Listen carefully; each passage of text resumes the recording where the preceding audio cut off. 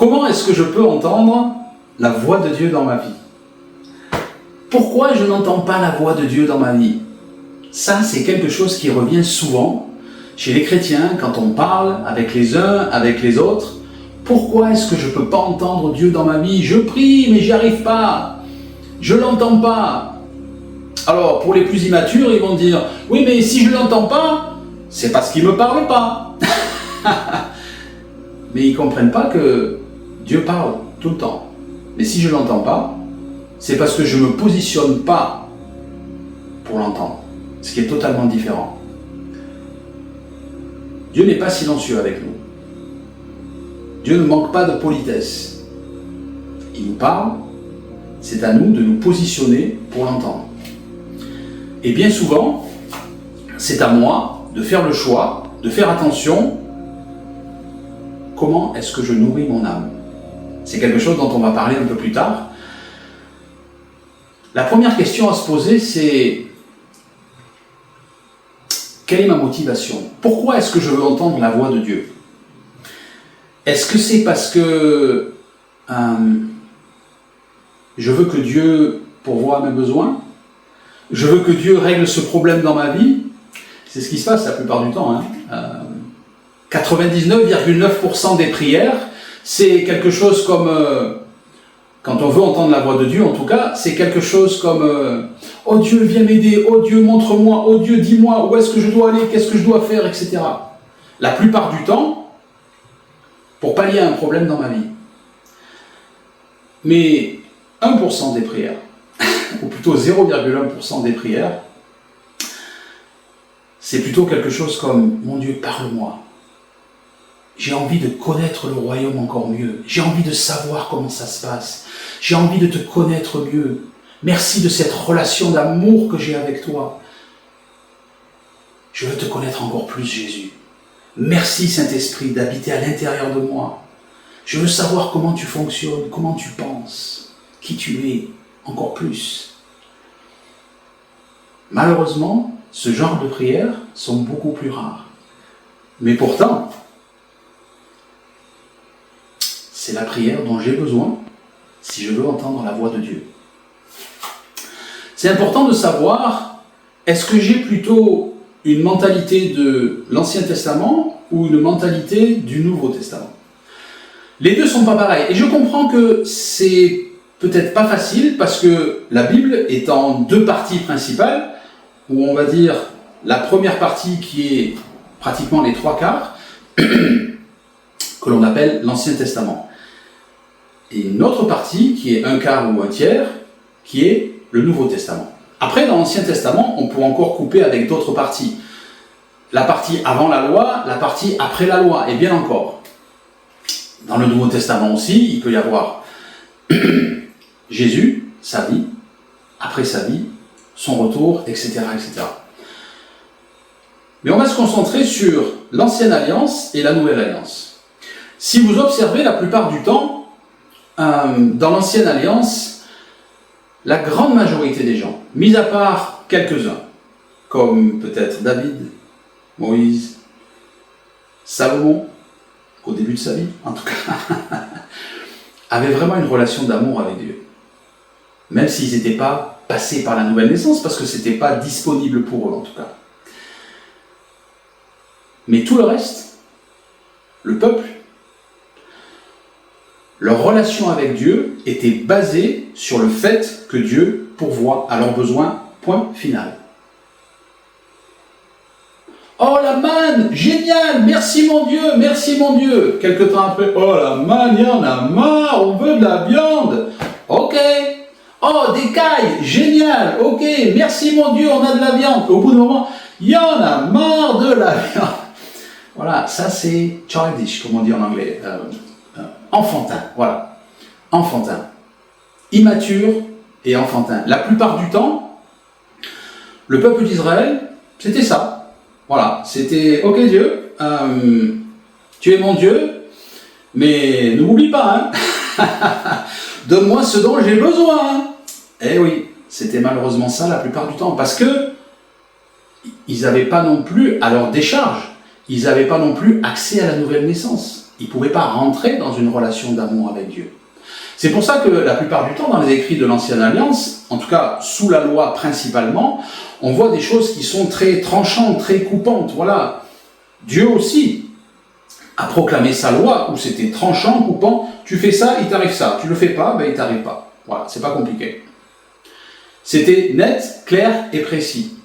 En dehors de toute, j'allais dire en dehors de tout l'amour, non, parce que l'amour de Dieu était manifesté quand même, mais en dehors de tout sentiment, comme on peut avoir aujourd'hui, où on peut avoir une relation d'amour avec Dieu profonde parce qu'il habite à l'intérieur de moi. Donc, la plupart du temps, dans l'Ancienne Alliance, c'était ça.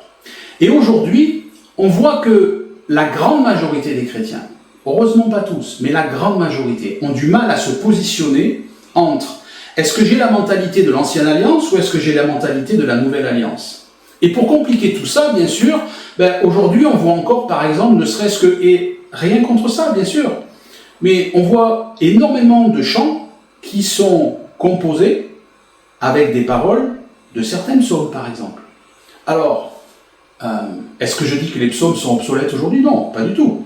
Mais je dis que certaines choses écrites dans l'Ancien Testament, oui, ils sont obsolètes, bien évidemment. Et c'est important de les connaître, ces choses. Par exemple, ne serait-ce que quand David dit dans un de ses psaumes, « Seigneur, ne retire pas ton esprit de moi ». Mais aujourd'hui, si vous êtes né de nouveau, le Saint-Esprit a choisi de venir habiter à l'intérieur de vous, dans votre esprit, près de votre esprit. Et il ne va pas vous quitter. Parce que c'est une décision qui est prise, qui est nette et irrévocable. De la même manière que vous ne pouvez pas perdre votre salut, vous ne pouvez pas perdre le Saint-Esprit qui est à l'intérieur de vous.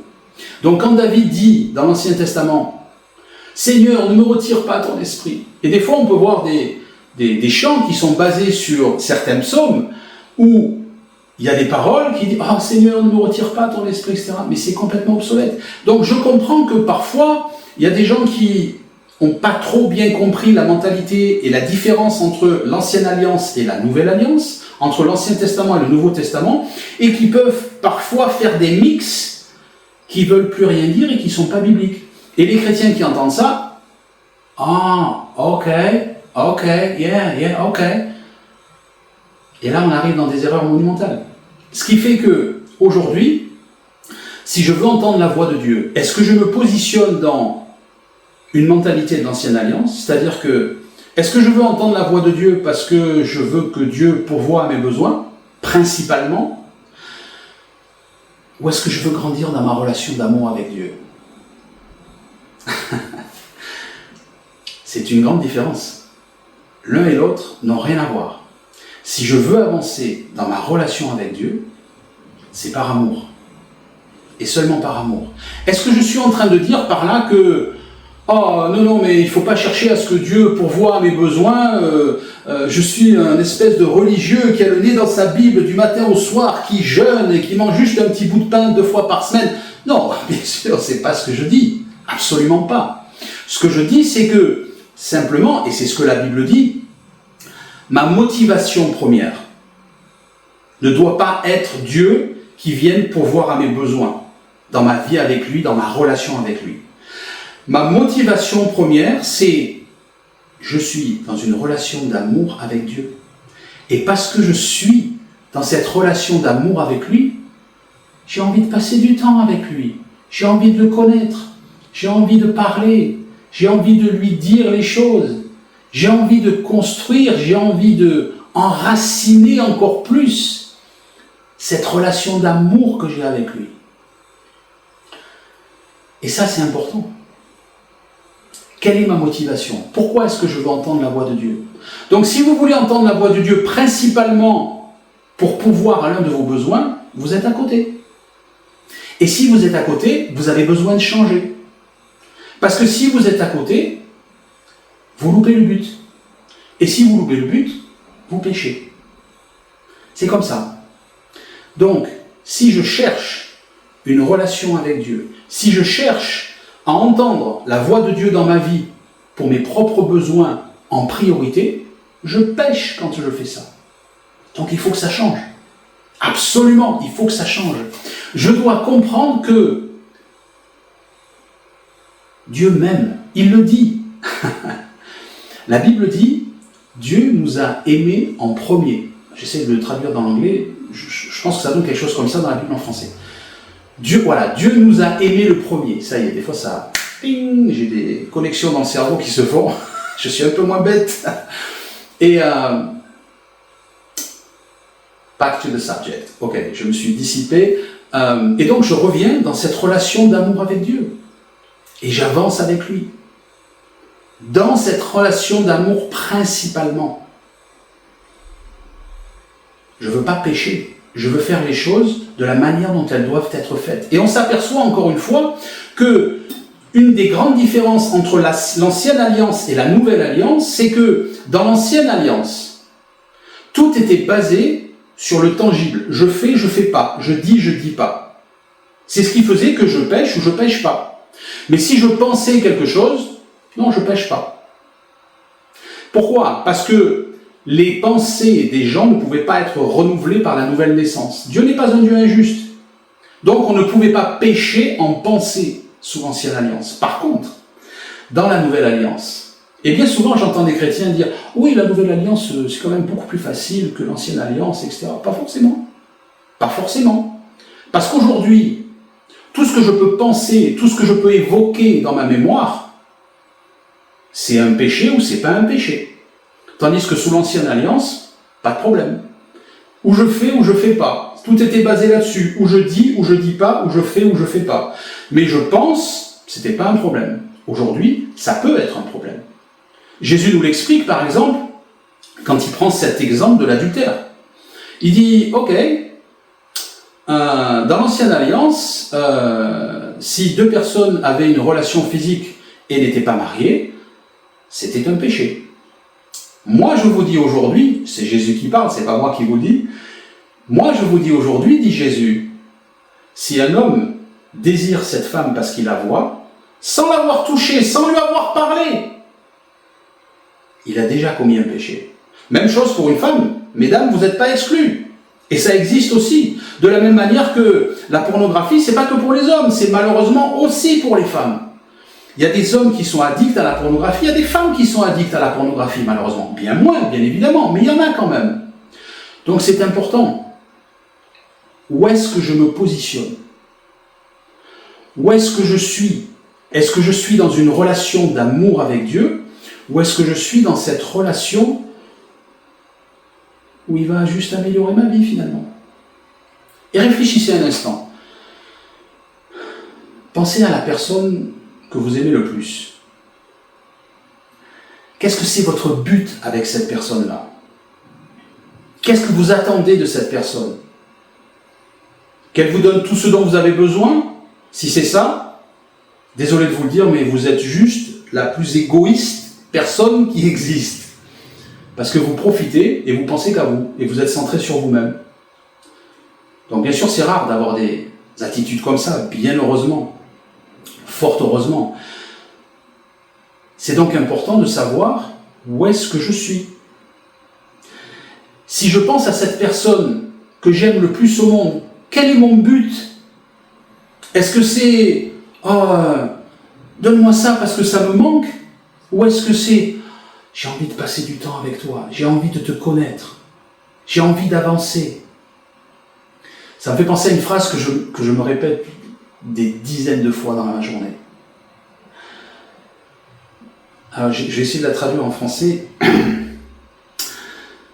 En anglais, ça fait « The kingdom is my home, because I am from the kingdom ». Le royaume est ma maison, parce que je suis et je viens du royaume. Le royaume est ma maison, parce que je viens du royaume. Est-ce que c'est ça votre motivation dans votre vie ?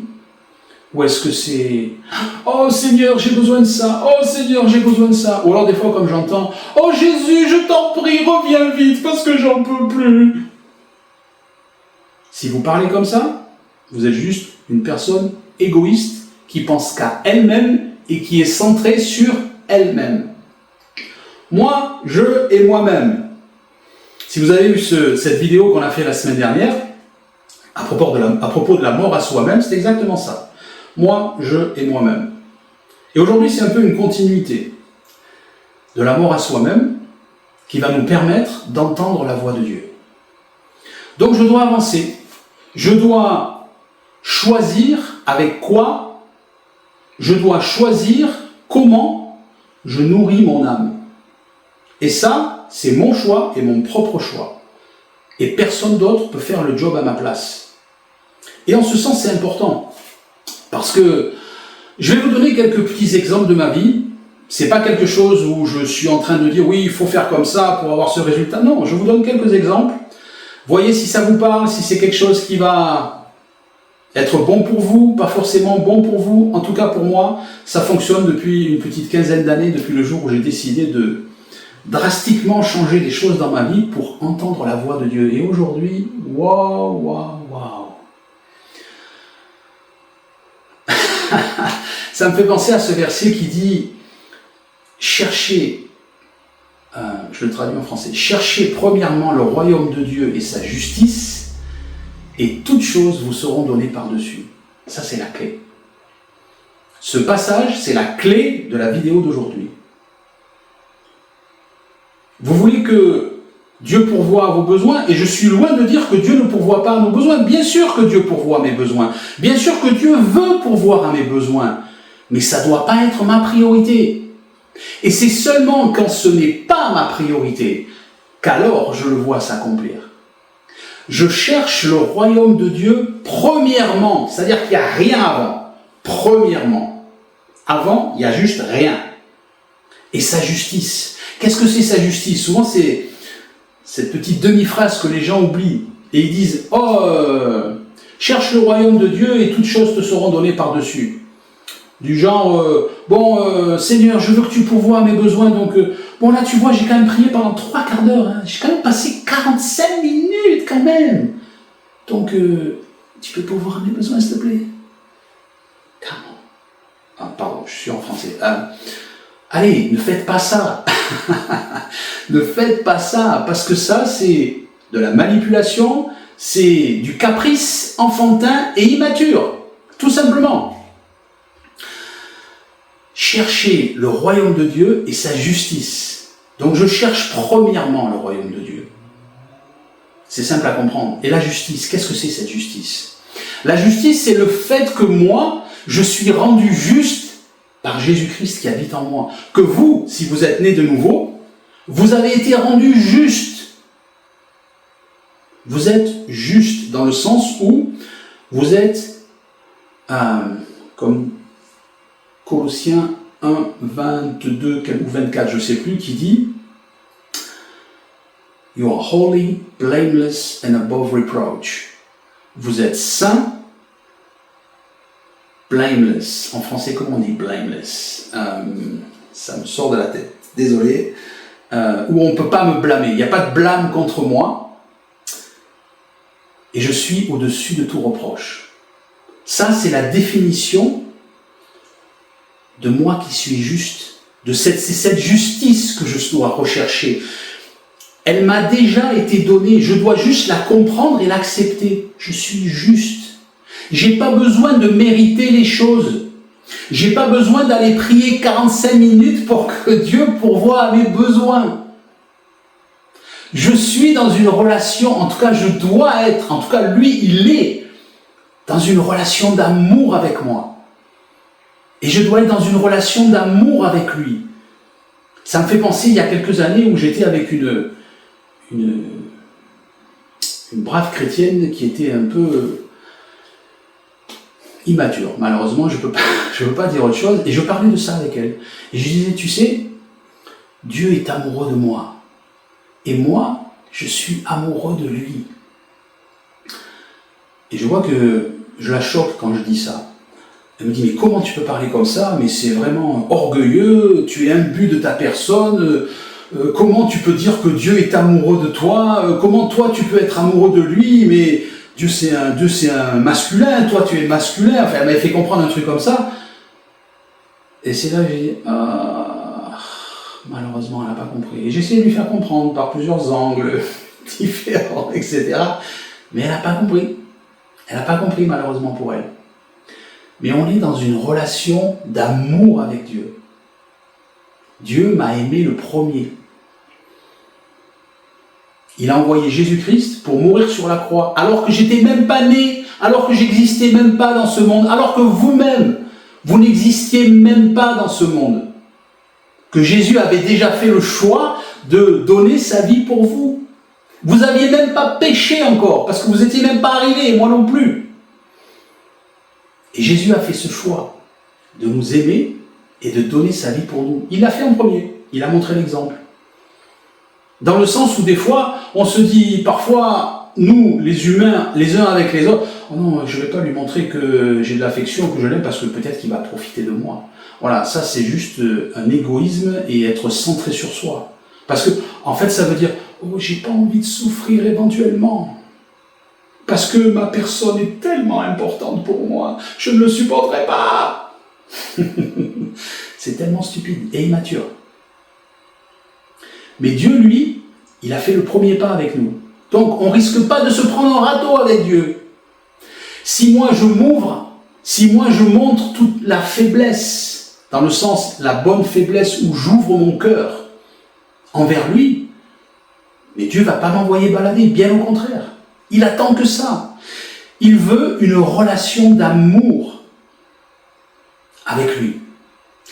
Et c'est dans ce sens, si on revient au sujet de notre vidéo, où je dois avancer dans cette relation d'amour avec lui. Je dois rechercher cette justice, le fait que je suis blameless, holy and above reproach. Au-dessus de tout reproche, je suis saint et sans blâme. Qui d'autre peut nous donner ça? Personne, juste personne. Et quand je comprends quelque chose comme ça,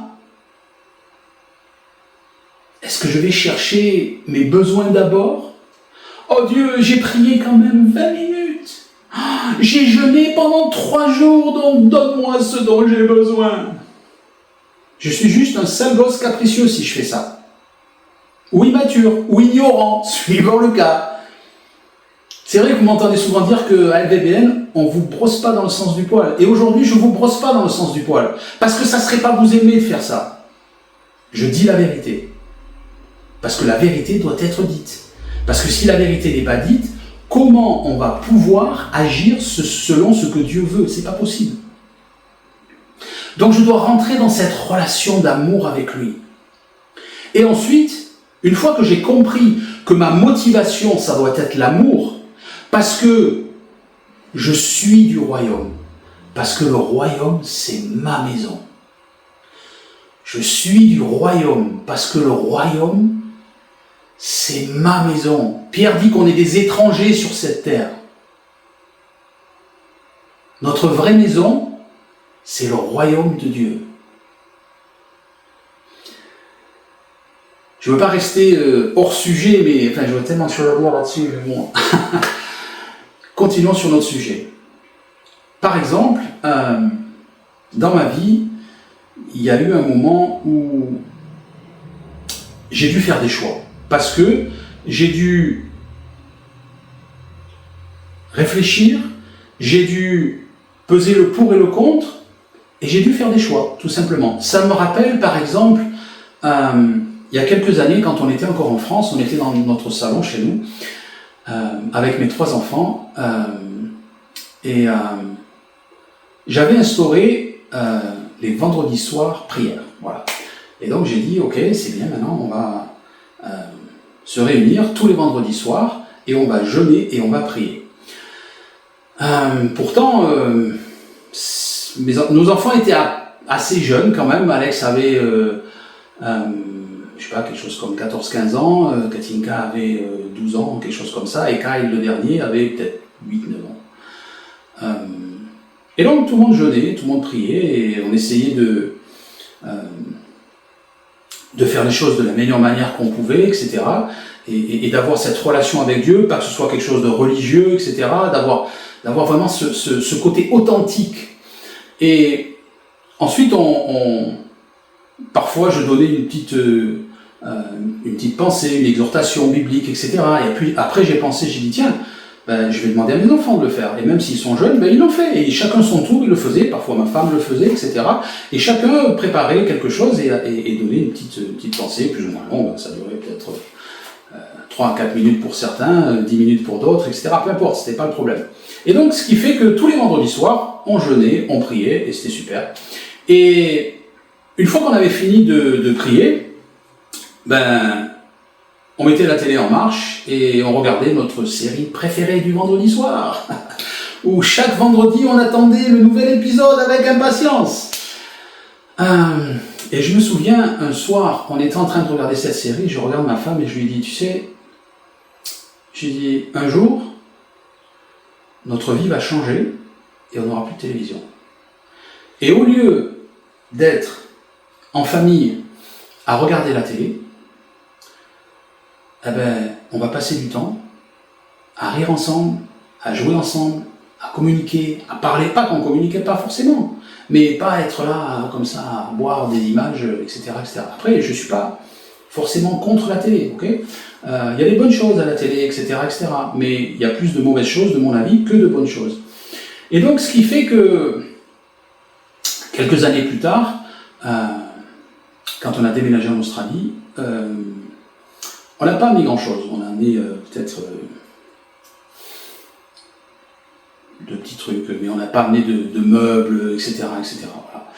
Voilà. Ce qui fait que quand on est arrivé, on a loué une maison, et bon, il fallait acheter quelques meubles à gauche, à droite, etc. Et je me rappelle ce jour-là, j'ai dit à ma femme et mes enfants, on ne va pas acheter de télé. La télé, c'est terminé. Voilà. Et alors bien sûr, j'ai pas dit ça comme ça, dans le sens où c'était pas quelque chose de net, tranchant, j'ai expliqué pourquoi, etc., etc. Et ma femme n'était pas très contente. Comment on va faire sans télé? Je caricature un peu, je plaisante. Mais c'est vrai qu'elle a pas trop apprécié, etc. Mais bon, moi j'ai expliqué le fait que ça va nous donner l'occasion de faire plein d'autres choses, etc. Et alors, aujourd'hui, ça fait un petit peu moins de 15 ans que on n'a plus de télé. Je ne reviendrai jamais avec une télé chez moi. Juste jamais. Juste jamais. Pourquoi? La plupart des choses vont jouer sur nos émotions. Que ce soit, si vous écoutez les nouvelles par exemple, des médias mainstream, désolé de vous le dire, mais vous vous faites laver le cerveau, tout simplement, quoi. Voilà. Parce que la vérité, elle est tordue dans 99,9% des cas.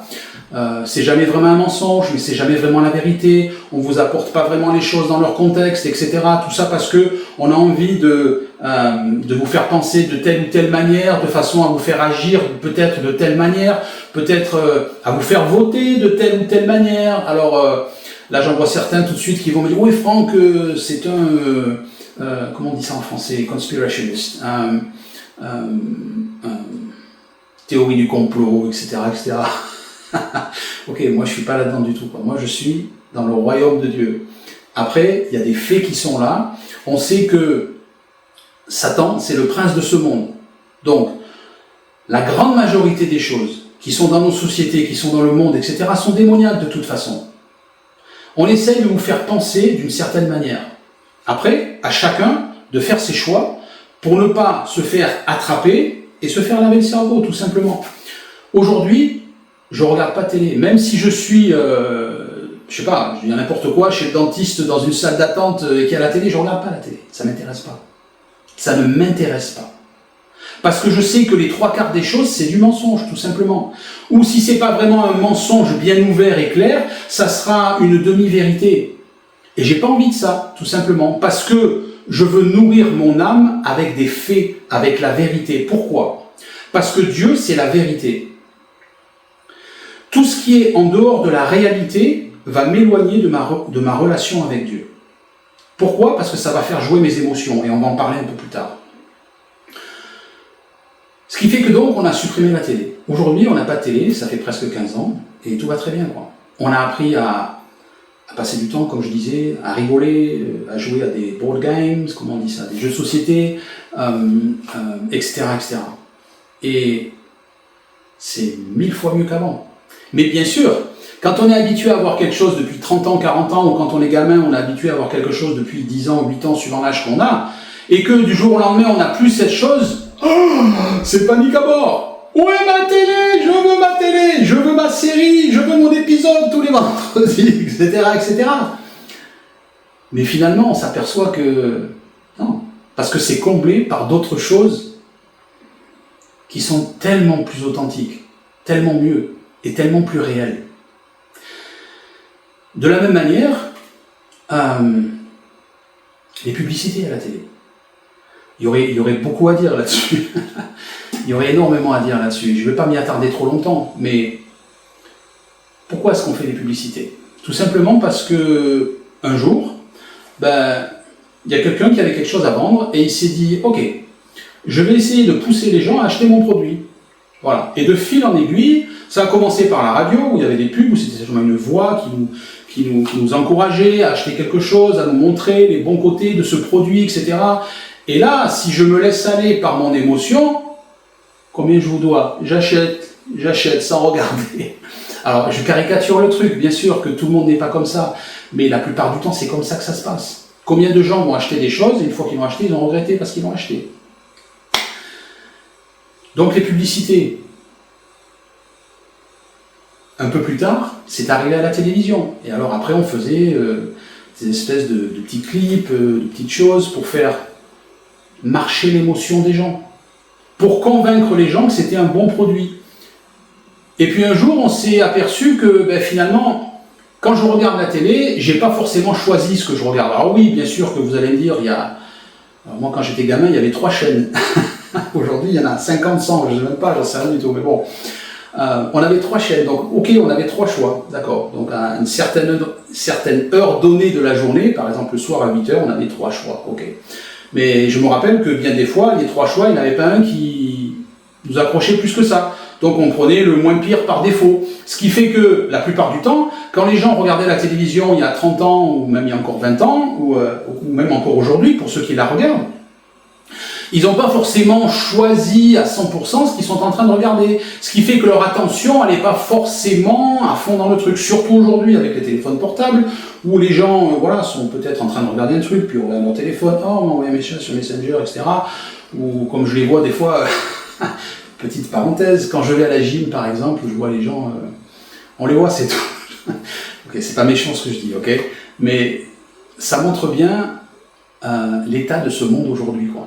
Les gens, ils vont à la gym, ils font une série, par exemple, où ils font les bras, etc. Et alors ils vont faire une série de 15, peu importe, etc. Et après, on s'arrête.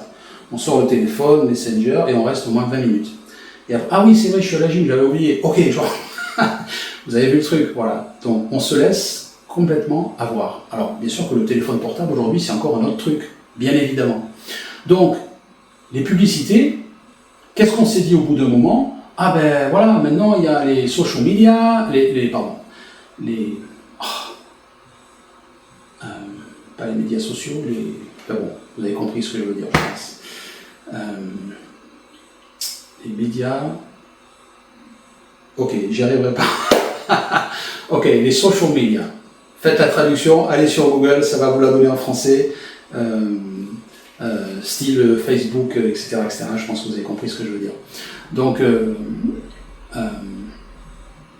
dans un coin de ma tête, je suis toujours en train de chercher le mot en français.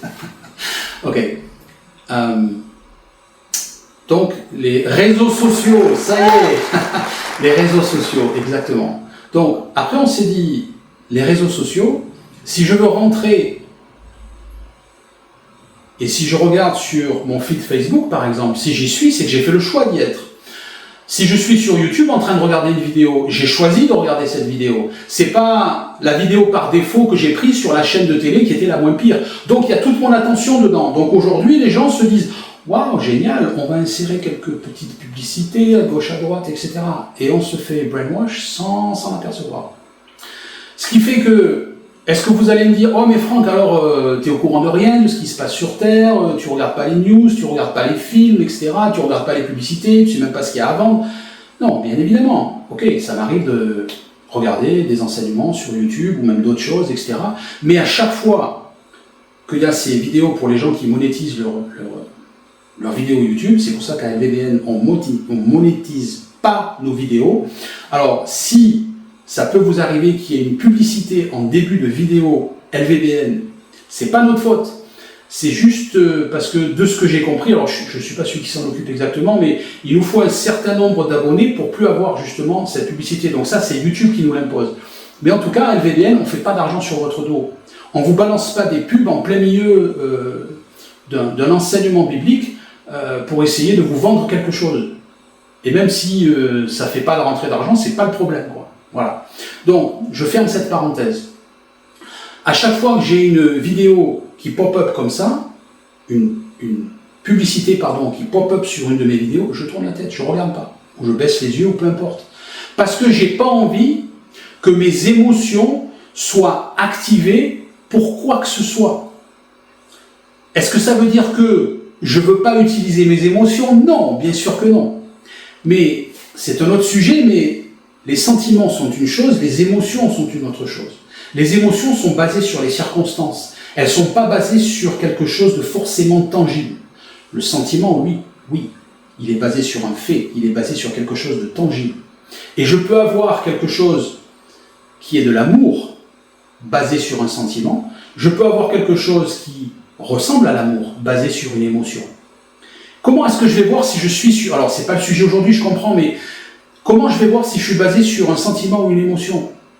Le sentiment ne sera pas modifié ou changé par aucune circonstance de ma vie. L'émotion, elle va être ballottée par les circonstances de ma vie. Du style, par exemple, quand on a 5 ans à l'école et qu'on est dans la cour, « Oh, t'es ma copine !» Et puis, une heure après, « Oh, tu m'as fait ça, t'es plus ma copine !» Ou « Ah, t'es mon copain, t'es plus mon copain !» Voilà, ça c'est de l'émotion. C'est basé sur les circonstances, c'est basé sur les attitudes des gens. Ça ne tient pas, c'est éphémère. Donc, la publicité, c'est exactement ça. Ça fait fonctionner vos émotions. Et ça va vous faire prendre des décisions, ça va générer certaines pensées en vous qui sont basées, non pas sur la réalité, parce que le royaume de Dieu, c'est la réalité et la vérité, mais basées sur des émotions. Qui, les émotions, ne sont pas forcément toujours la réalité. C'est important de le comprendre. De la même manière, quand j'avance dans ma relation avec Dieu, c'est là que je vais l'entendre de plus en plus. Pourquoi? Parce que toutes ces choses que je choisis de faire taire dans ma vie, comme tout ce que j'ai évoqué jusqu'à présent, je ne vais pas le réévoquer à nouveau, mais toutes ces choses que je viens d'évoquer dans ma vie, avec lesquelles je fais silence, que je ne regarde plus, que je n'entends plus, ça me permet d'être encore beaucoup plus concentré pour entendre Dieu me parler. Dieu, c'est quelqu'un qui parle. Imaginez-vous que je vous parle comme ça, voilà, avec ce volume-là, avec ce ton de voix-là, etc., etc. Je suis en train de vous parler comme ça, et imaginez maintenant que on va faire rentrer une personne, 2 personnes, 10 personnes, 20 personnes, 30 personnes, et ces personnes, qui se connaissent toutes, bien sûr, elles vont commencer à parler les unes avec les autres. Et au bout d'un moment, moi je vais parler toujours de la même manière, mais vous ne m'entendrez plus. C'est pas compliqué. Maintenant, on va faire le phénomène inverse. Je continue à vous parler comme ça, et on va faire sortir les personnes. 1, 2, 3, 10, 20, 30. Et au bout d'un moment, quand tout le monde sera sorti, ou la majorité des gens seront sortis, vous allez recommencer à m'entendre, tout simplement. C'est exactement ça. Je dois faire le choix de supprimer certaines choses et de rajouter d'autres choses dans mon âme.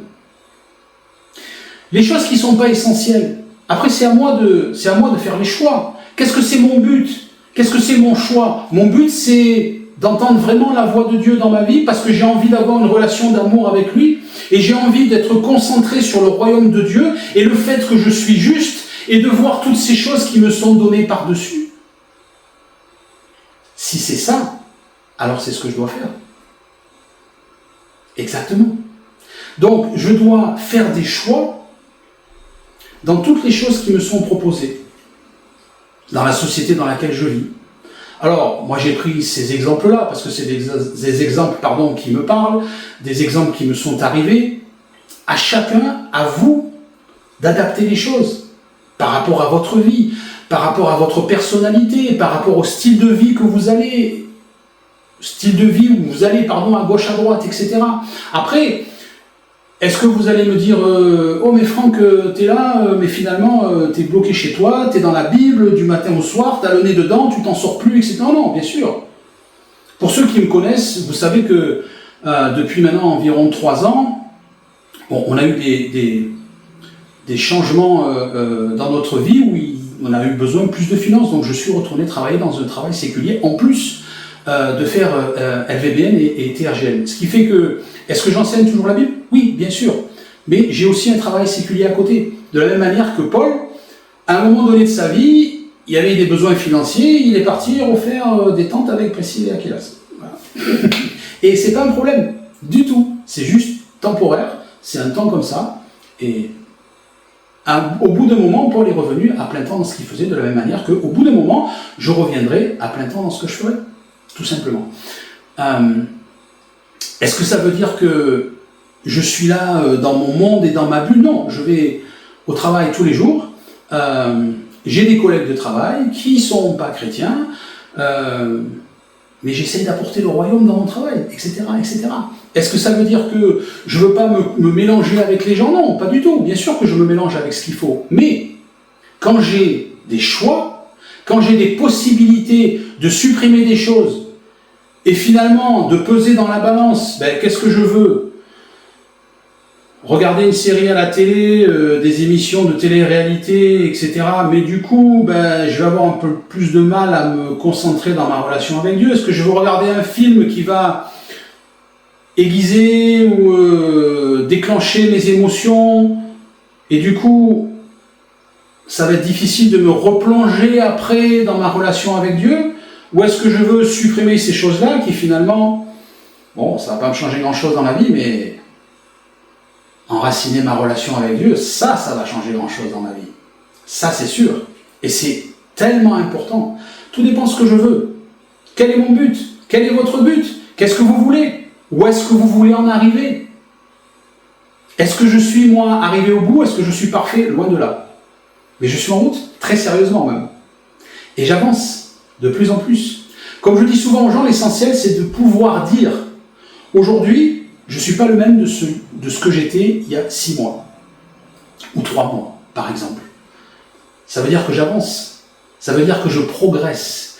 Ça veut dire que les choses changent dans ma vie. Parce que je fais des choix. Et les choses ne vont pas se faire toutes seules. On a des choix à faire. Si vous avez regardé ma vidéo sur la mort à soi-même, on a des choix à faire. Dieu respecte notre libre choix. Dieu ne vous dira jamais rien. Vous pouvez rester 20 ans, 30 ans, 40 ans même, avec une relation médiocre avec Dieu. Ou vous allez vous adresser à Dieu 3 minutes par jour, merci mon Dieu, je te loue, je t'adore, etc. Et la plupart du temps, dès qu'il y a une tuile qui me tombe sur la tête, Seigneur, je t'en prie, viens dans ta grâce secourir le pauvre pécheur. Ok, caricature, ok, d'accord, mais on n'est pas loin de la réalité, quoi. Ou alors, allô, tu peux prier pour moi, s'il te plaît? Et quand tu as fini de prier pour moi, est-ce que tu peux appeler quelqu'un d'autre aussi pour... Parce que le plus on est dans la prière, et le plus ça va marcher, le plus ça sera puissant, etc. Quelle stupidité! Mais combien de chrétiens sont là-dedans? Tout ça parce qu'ils n'ont pas envie de se bouger, ou tout ça parce qu'ils sont dans l'ignorance, parce que personne ne leur a expliqué. C'est pour ça que je vous l'explique aujourd'hui. C'est tellement, tellement, tellement important. Et comme je dis souvent, la plupart du temps, on s'aperçoit du bénéfice de ce type de relation avec Dieu seulement quand on y est.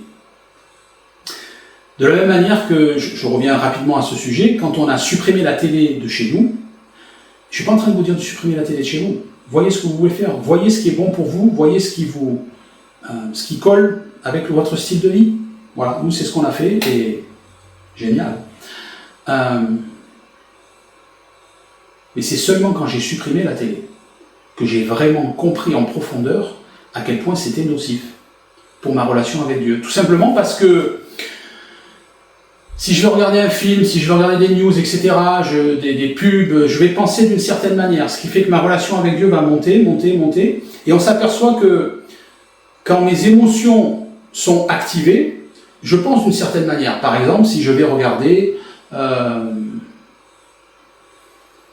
un film triste, un film joyeux, peu importe, je vais avoir une certaine émotion, et après il me faut du temps pour revenir dans la réalité. C'est arrivé à tout le monde, à regarder un film un jour ou plusieurs fois dans votre vie, où oh, je suis dedans, je suis dans le film, et là le film est fini, exactement comme les jeux vidéo, où je vois des gamins encore aujourd'hui qui sont tellement addicts dans ces jeux vidéo, complètement en dehors de la réalité,